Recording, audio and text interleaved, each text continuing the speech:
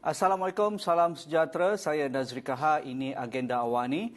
Malam ini kita akan menumpukan apakah persiapan kita untuk melihat anak kita bersiap siaga untuk menghadapi pembelajaran untuk takwim 2021 ini.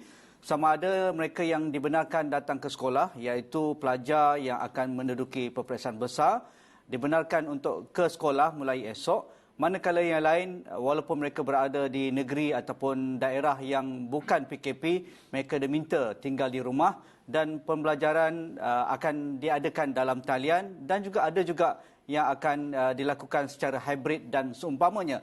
Jadi kita nak tahu bagaimana persiapan Kementerian Pendidikan Malaysia dan bagaimana kita juga ingin tahu beberapa perkara mungkin di kalangan pemegang taruh, terutamanya di kalangan guru, di kalangan pelajar dan juga ibu bapa yang mungkin rasa was-was ataupun tidak pasti dengan beberapa perkara berkaitan dengan takwim kalender KPM 2021 ini.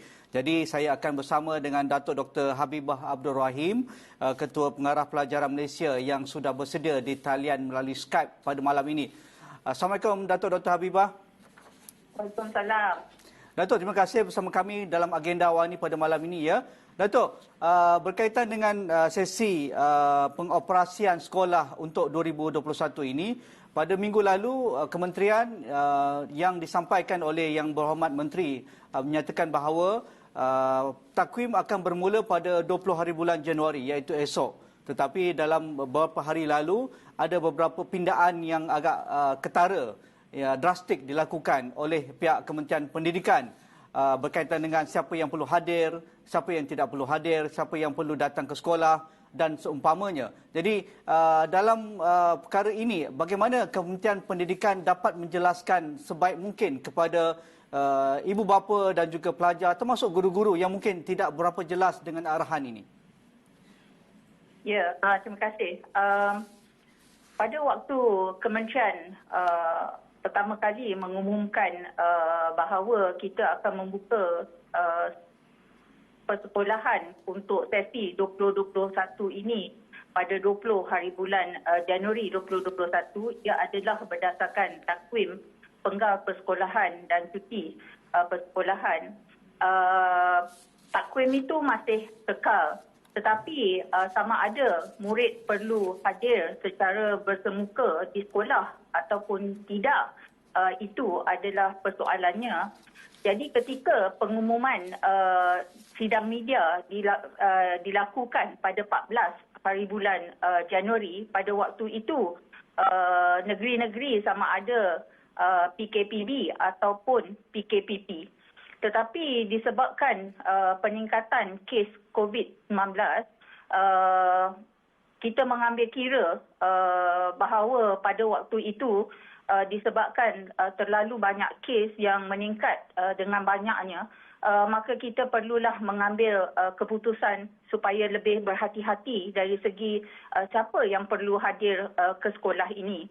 Oleh itu pada 16 hari bulan Januari, Kementerian telah pun mengeluarkan satu lagi pengumuman berdasarkan perbincangan perancangan kita secara holistik bahawa kita perlulah membawa balik murid yang paling penting yang perlu melakukan pembelajaran secara bersemuka. Oleh itu pada 20 hari bulan Januari ini kita masih meneruskan pembukaan sesi persekolahan, tetapi yang hadir secara bersemuka di sekolah adalah hanya murid-murid yang terlibat dengan kelas peperiksaan tahun 2020, iaitu mereka yang mengambil sijil pelajaran Malaysia, sijil vocational Malaysia, sijil kemahiran Malaysia, sijil tinggi persekolahan Malaysia, sijil tinggi agama Malaysia dan juga diploma vocational Malaysia. Dan di samping itu juga peperiksaan antarabangsa yang setara. Jadi kelas-kelas peperiksaan tahun 2020 ini akan hadir secara bersemuka dan ini melibatkan lebih daripada 550,000 orang murid. Jadi kelas-kelas yang lain daripada sekolah rendah sampailah tingkatan 1 hingga 5 akan melakukan pengajaran dan pembelajaran di rumah. Ya, mereka tidak hadir secara bersemuka di sekolah.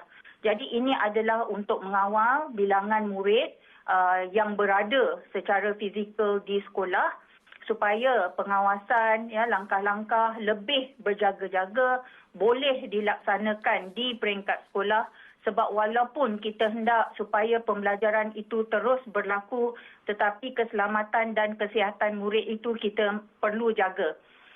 Dan pada waktu ini disebabkan kita telah pun membenarkan murid yang tinggal di asrama untuk kembali mulai 16 hari bulan Januari, maka kita lihat daripada pemantauan kita, ramai juga yang telah pun kembali ke asrama untuk memulakan sesi persekolahan esok. Bagi murid yang mungkin telah pun hadir ke asrama bukan daripada kelas peperiksaan, mereka boleh terus kekal di asrama dan melakukan PDP di sana, ataupun ibu bapa ataupun penjaga bolehlah mengambil mereka untuk pulang.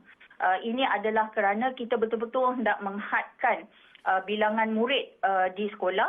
Walaupun jika ada sebarang kesukaran untuk mengambil anak-anak yang telah pun hadir ke asrama, maka kita tidaklah mewajibkan untuk mereka terus kembali ke rumah, tetapi mereka boleh kekal dan kita akan menjaga makan minum, keselamatan dan kesihatan mereka juga. Dr. Habibah, bagi pelajar yang akan dibenarkan untuk ke sekolah secara bersemuka esok, iaitu calon yang akan menduduki peperiksaan utama, apakah jaminan pihak Kementerian Pendidikan bahawa mereka akan terus ke sekolah walaupun kita akan lihat kemungkinannya kes-kes di kawasan-kawasan yang terlibat ini, iaitu di negeri PKP, daerah PKP ataupun PKPB ataupun PKPD sekalipun, akan meningkat dalam masa seminggu akan datang. Apakah jaminan kementerian bahawa mereka akan ke sekolah untuk bersiap siaga menghadapi peperiksaan, ataupun kementerian akan memantau lagi jika ada peningkatan ketara, mungkin akan ada pembatalan untuk mereka tidak akan ke sekolah pada masa akan datang? Baik, yang pentingnya bagi kementerian ialah kita telah pun menetapkan tarikh ataupun takwim bagi peperiksaan. Oleh itu, kita perlu mematuhi kepada takwim yang telah pun disediakan itu. Contohnya, bagi peperiksaan SPM, jika kita anjak jauh lagi, maka nanti kita mungkin tidak mempunyai masa yang mencukupi untuk menyemak kertas-kertas peperiksaan tersebut dan bersedia untuk mereka memasuki ataupun melanjutkan pelajaran mereka ke pendidikan tertiary. Oleh itu, aturan ataupun perancangan yang telah pun dibuat itu, kita hendaklah melaksanakannya.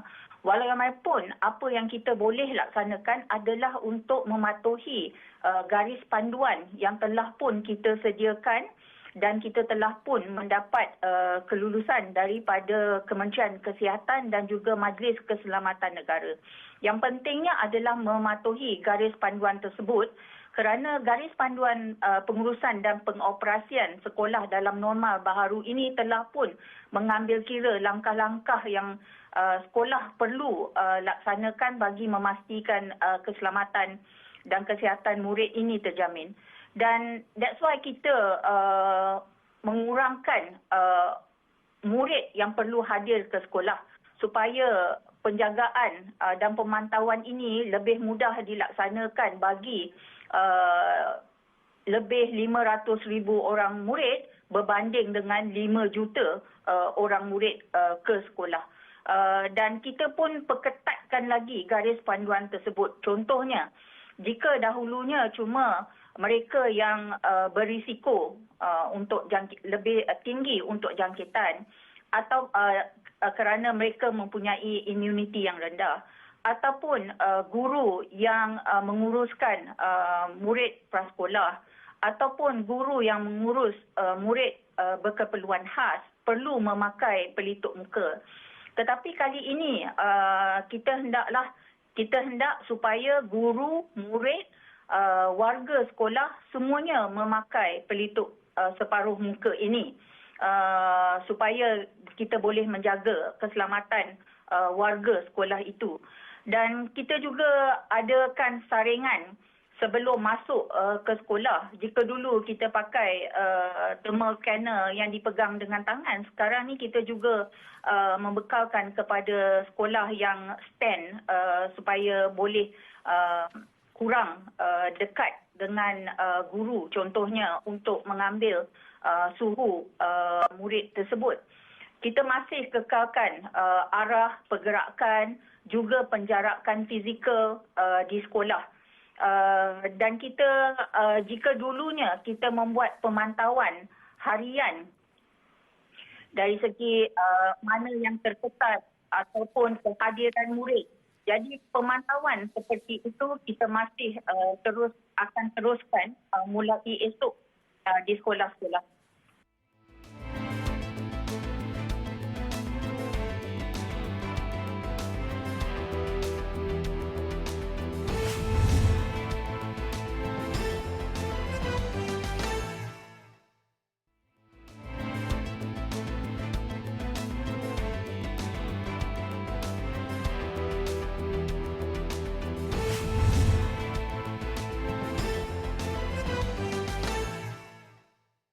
Bagaimana dengan ujian saringan COVID-19?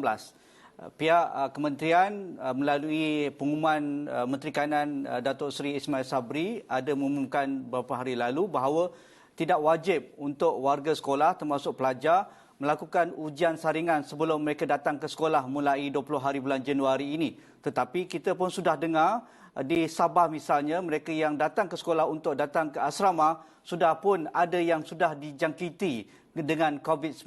Jadi, apakah pendirian terakhir KPM berkaitan dengan ujian saringan ini? Adakah ibu bapa boleh melakukan inisiatif sendiri untuk membawa anak mereka ke ujian saringan terlebih dahulu sebelum ke sekolah?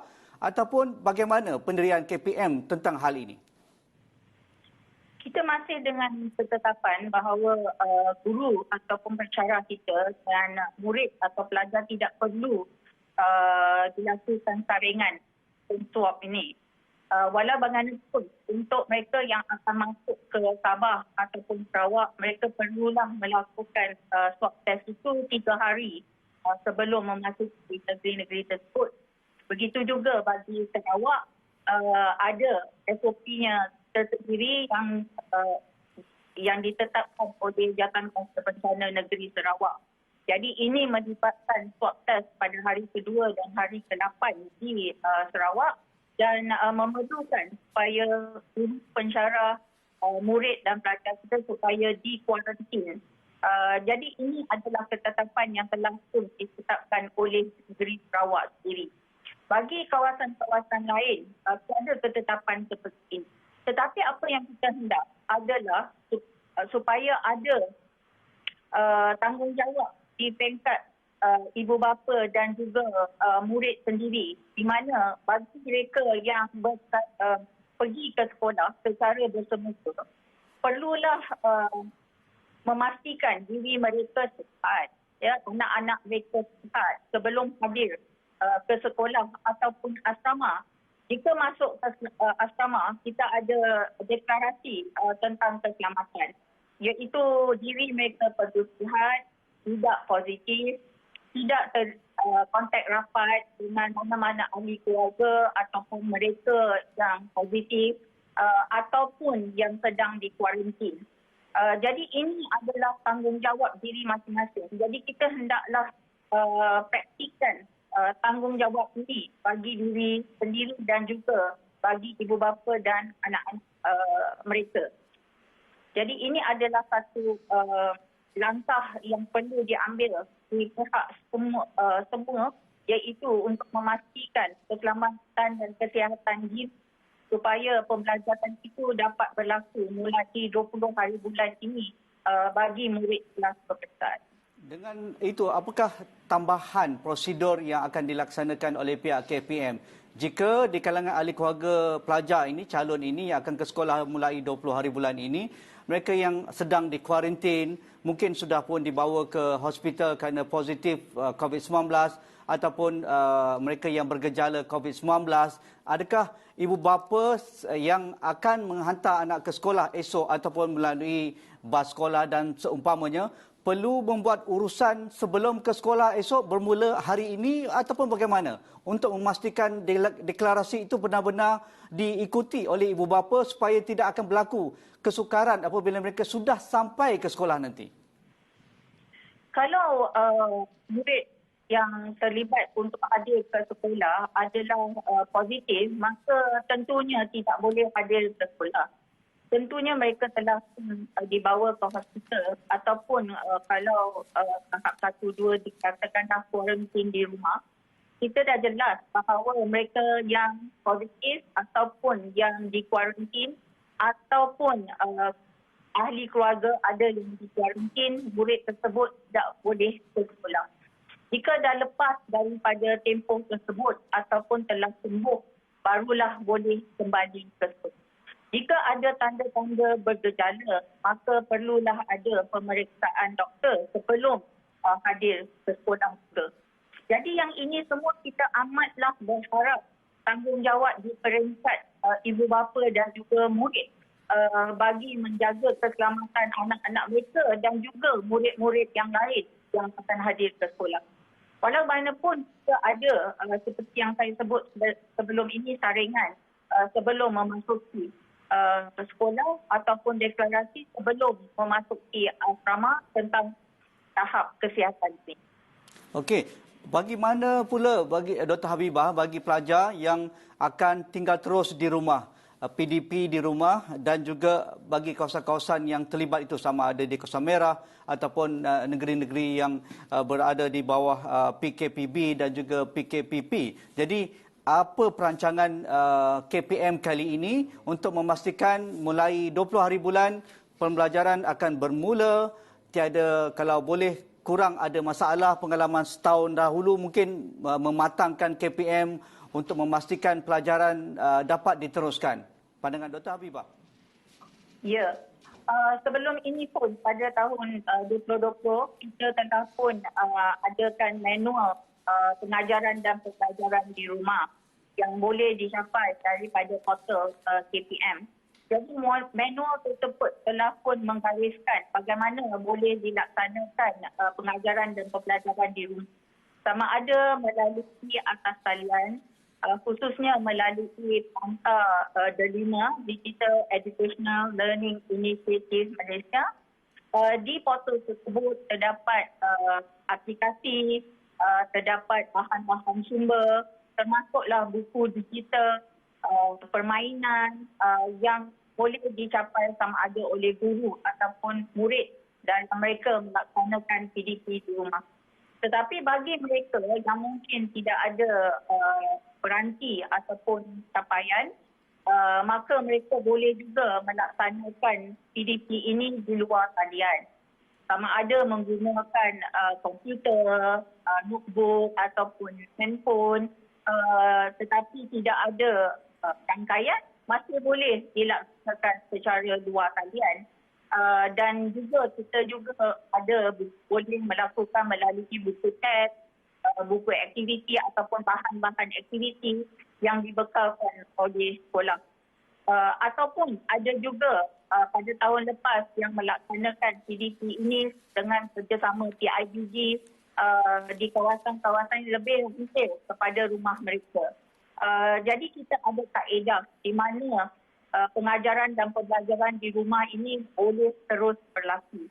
Dan Kementerian berusaha supaya apa yang kita pelajari dalam pelaksanaan PDPR ini pada tahun lepas itu kita dapat tambah baik untuk tahun ini.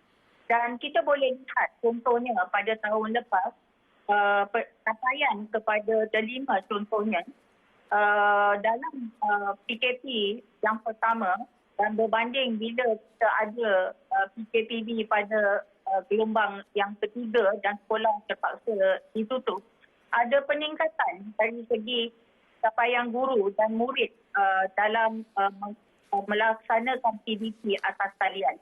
Jadi itu adalah satu petanda yang baik. Dan kementerian juga telah pun meningkatkan waktu dari segi siaran TV pendidikan. Jadi ini juga boleh digunakan untuk PDP di rumah ini. Bagi tahun ini, kita juga ada cadangan-cadangan yang kita muatkan dalam senarai semak pembukaan sekolah, di mana kita memuatkan bukan saja apa-apa yang perlu dilakukan oleh sekolah sebelum, semasa ataupun selepas pembukaan sekolah, tetapi juga cadangan kita bagaimana guru boleh melakukan program transisi, pergerakan daripada 1 tahun kepada 1 tahun. Khususnya sebagai contohlah bagi murid prasekolah. Bagaimana kita boleh gerakkan murid tersebut dari segi pembelajarannya dan pada peringkat prasekolah kepada tahun 1. Dan kita juga tambah baik dari segi bagaimana kita jajarkan kurikulum. Dan ini adalah untuk semua tahun dan juga tingkatan yang mengikuti kurikulum kita. Dr. Habibah, ada juga komen daripada ibu bapa dan pelajar melihat takwim dan juga jadual PDP yang sudah pun diedarkan kepada ibu bapa dan juga pelajar, seolah-olah apa yang ada di kelas secara fizikal itu dipindahkan melalui PDP di rumah. Contohnya, kenapa pihak KPM masih mengekalkan subjek-subjek yang tidak teras untuk diajar melalui dalam talian dan melalui hybrid ini? Kenapa tidak dilakukan pengubahsuaian untuk subjek-subjek teras seperti bahasa Melayu, bahasa Inggeris, Math and Science saja untuk ketika pandemik ini, dan kurangkan jumlah masa mereka berada di laptop ataupun dalam talian itu? Nampak seolah-olah jadual itu dipindahkan, misalnya akan bermula jam 8 pagi hinggalah 12 tengah hari. Bayangkanlah kalau rumah tu ada 4 anak yang bersekolah, di mana mereka nak dapatkan laptop, di mana mereka akan bergila-gila dengan adik dan abang masing-masing dengan jumlah masa yang agak lama, 4-5 jam dalam talian, dengan subjek yang pendidikan seni ada, jasmani ada, moral ada, agama Islam pun termasuk sekali. Sedangkan kita mahu mereka ingin enjoy dalam pendidikan kali ini. Bagaimana pandangan KPM tentang itu? Ya, saya maklum tentang kekangan dari segi pelaksanaan PDP di rumah ini. Walaupun pendekatannya berbeza di rumah berbanding dengan bersemuka, tetapi falsafah kita masih sama, iaitu kita hendakkan supaya pembangunan anak murid kita yang lebih menyeluruh. Jadi jika kita fokus kepada mata-mata pelajaran teras saja dan tidak juga memberi keutamaan kepada mata-mata pelajaran yang lain, maka perkembangan itu tidaklah seimbang. Walau bagaimanapun, saya ambil maklum bahawa ada kekangan dari segi peranti mungkin dan juga capaian ini. Maka kita dah mengambil kira perkara-perkara tersebut dan ada merangka jadual di mana sekolah bersama dengan guru bolehlah menggunakan cadangan tersebut yang disorkan, dan mereka juga boleh membuat pengubahsuaian dari segi bagaimana boleh dijadualkan mata-mata pelajaran bagi sesuatu tahun ataupun tingkatan itu. Jadi supaya bila aktiviti berlaku antara guru dan juga murid, ataupun murid perlu melakukan pembelajaran sendiri, dia bukanlah berbentuk latihan semata-mata, ataupun dia tidaklah mengambil masa menggunakan peranti itu sepenuhnya seperti yang disebut tadi, daripada pagi sampailah tengah hari dan seterusnya.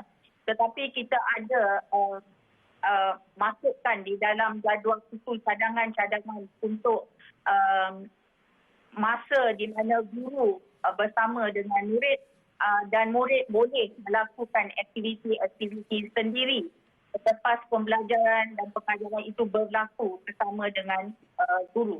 Jadi ini adalah sebahagian daripada penambahbaikan yang kementerian cadangkan supaya kita dapat laksanakan pada tahun. Terima kasih Datuk Dr. Habibah. Walaupun ada beberapa perkara yang berbangkit ingin saya ajukan tetapi masa tidak mengizinkan, saya mohon Dr. Habibah muncul lagi di agenda awani dalam masa terdekat ini untuk kita berkongsi beberapa perkara yang menjadi keprihatinan masyarakat pemegang taruh, terutamanya di kalangan ibu bapa, pihak guru dan juga anak-anak kita yang akan mengikuti pelajaran dalam masa terdekat ini. Terima kasih Datuk Dr. Habibah Abdul Rahim, Ketua Pengarah Pelajaran Malaysia yang bersama kami dalam agenda awani pada malam ini. Sekian, Assalamualaikum. InsyaAllah kita jumpa lagi.